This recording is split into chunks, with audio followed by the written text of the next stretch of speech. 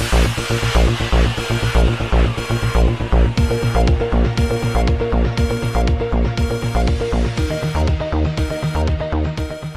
اللہ الرحمن الرحیم۔ السلام علیکم ناظرین۔ فیصلہ آباد ڈیولپمنٹ اتھارٹی کا غیر قانونی ہاؤسنگ سکیموں کے خلاف آپریشن اور کریک ڈاؤن کا سلسلہ جاری ہے۔